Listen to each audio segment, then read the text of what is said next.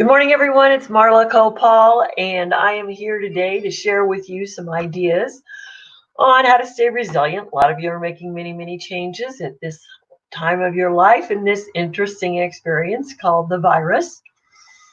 But it's going to be amazing in the next 10 to 15 years to hear the stories that come out of this. And they're going to either be good or you're not going to have some really great memories. But I'm going to talk about the positive side first. Many of you are deciding, hey, it's not good to have all my eggs in one basket. It's not good to just be relying on one job. And many of you may have an opinion about yourself about, oh, I couldn't do this or I couldn't do that. Well, maybe you can. But here's what goes on when things like this happen, or even normal days. There's always somebody out there sharing with you the latest and the greatest in the network marketing business. And I love network marketing, don't get me wrong. But there's some logic that you need to have. I meet people who've done 1, 2, 3, maybe more. And they've never done anything other than dabble in each of them. Well, why do they dabble? I think it's because business basics are unknown. So there are some myths that are shared out there in the industry that if you just duplicate me, nobody's going to duplicate me. I'm just kind of loud, irreverent, out there having fun. And some of you are introverts. You're not going to duplicate me. What they're saying when they use the word duplicate is if you will duplicate this process, if you will do this process, and build in some consistency, you'll get some consistent results. And I do not disagree with that. What I disagree with is the activities that some people have you get into that are not necessarily going to create for you what it creates for them. So let's go back to the basics. The basics for you, and hi, whoever's joining me. I'm still a little bit challenged sometimes to understand if people are commenting because Facebook and I are having a little connection issue. But one of these days, I'm going to get it worked out. So, and I'm starting something new. If you'll all notice my notice down there, I will announce to you where I'm going on Thursday, but I am upping my game and I'm going to announce it on Thursday. But let's get back to what it is that you need to do. If you're really considering going into network marketing, I want you to go ahead and sit down and just like you were doing a business plan, I don't need you to do the whole plan yet, because they're giving you a plan, but you need to bring a major piece in. So let's say you love this product, you're using it, you find high value.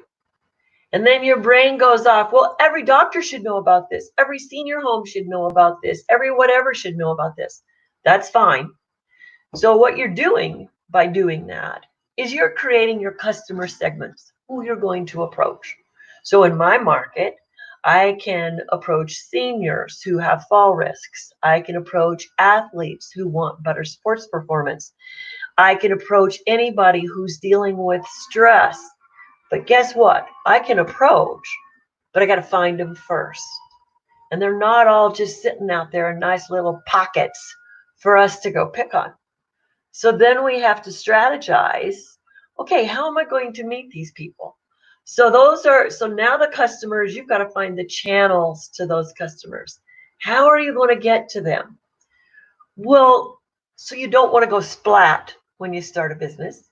A splat sucks, okay? And that means that you fall down, and you pick yourself up and you fall down again. And sometimes you never get out of splat. Well, everybody wants to leave splat behind at some point and move forward. So sit down and make a list of all the customer types, not the names. Everybody has you make a list of names. I want you to come over here and I want you to get a little bit situational. I'm a situational strategist, a situational coach. And what I do, and even though I teach everybody how to do sales or coach them into doing better in sales, I look at the customer segments. So now we have seniors, we have athletes, but oh my gosh, how many sports are there? So you might need to narrow it down just to golf. You might need to narrow it down just to soccer. You might need to narrow it down to, okay, do I talk to soccer moms or do I go to soccer teams and coaches and physical therapists?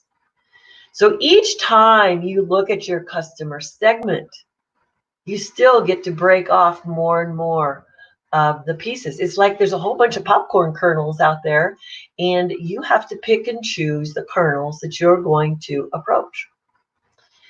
And so once you have your customer segments outlined, you have to be honest with yourself. Who am I comfortable talking to? Well, I'm not a golfer. I can go buy a hole at a golf tournament and promote better performance, but I don't talk the lingo. So I have to prep myself a little bit before I go do one of those things, because I know they're all concerned about their swing, but I want to talk just a little deeper to how my product is going to help that swing. So I got to do a little education. But knowing that does not intimidate me. I will do it. And there's a lot of reasons I don't golf. One, I'm just a hiker, sailor, biker, and that's where I put all my energy. Nothing wrong with golf. I love that people love golf. And then there's baseball. But I love watching baseball, but I don't necessarily know always how I'm going to approach them on what their need is. But I'm going to ask a lot of questions of them. I'm going to get educated. So you have to look at, who are you comfortable having a conversation with? Who do you think you have a solution for? And how am I going to meet them? So when you have some of those things in place, when you're considering a network marketing business, then you're better off than the person who says, I love this, you should love this. I love this, but everybody's doing it. No, that isn't how it works. So the one thing that people always mess up when it comes to selling is that they tell. They tell. And tell doesn't engage. Telling doesn't build a relationship. Telling doesn't offer an opportunity for laughter together. And I have to feel that I know that humor and laughter together builds a better bond. And I also know that sales don't happen the first time out. It's an evolution. Now, yes, we can talk about setting goals. We can talk about setting quotas. But if those goals and quotas are invading every conversation you're hearing with your customer, you don't hear a thing. If you're only there to pitch you, you'll never know what the value is you can bring to them.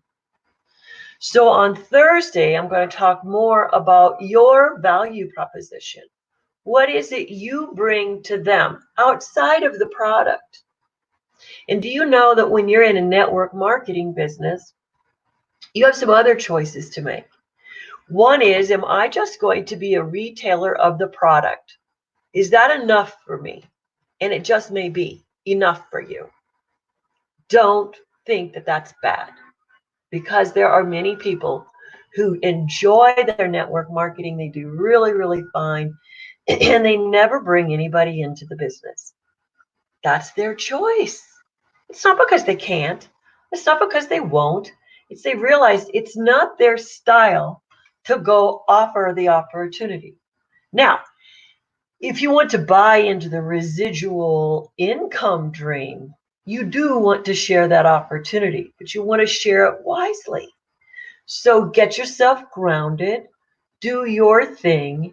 Don't measure the success of your business just by who you enroll, because that's where a lot of people make a lot of mistakes. That's why there's a lot of the market, a lot of people who get into network marketing, 50% bail out in the first year. So if you want to be a successful network marketer, you don't look at how you motivate your people. You look at how you maintain your inspiration to do your business. You look at your success at retailing, and you engage just when people are interested in what you want to do. So I choose to retail a lot of my product because that's how I meet my customer base. It's how I build my online customers, and it's how I love to engage with people. I'm just more high social, and you give me a group or an audience and I just do better. And then I have people that I always offer. If you want to learn how to do a trade show or a farmer's market and engage with people, you can come work with me. Oh, I would say out of my team, I might get one or two of them a year that say they want to do that. But that's okay with me. I don't have a higher expectation than that because that's not everybody's style. But if you are choosing to do a network marketing business, whatever that one is, I need you to really look, am I 100% engaged in this product? And then I need you to ask yourself, how many people that I know would enjoy this product? And then you need to go, what is the description of my customer base? Not what are the names of my friend. What is the description base of my customer? So I have a niche called seniors. I have a niche called athletes. I have a niche called people who are stressed or children with learning challenges. I have a niche called immune system compromised. So I can go to any one of those arenas and start developing a customer base. So that's where you start looking at, where are my channels to meet these? Where am I going to focus? And how am I going to bring in the business? So I will see you Thursday. This is Marla Copal. You've got my phone number right there, 719-964-2268. Please, please, please call me if you want to do something. New messenger rooms on Facebook. If you haven't learned about them, go out there and learn, because I'm going to have a messenger room on Thursday to announce all that's new and will be happening with me. And hopefully I can help you. Talk to you soon. Bye-bye.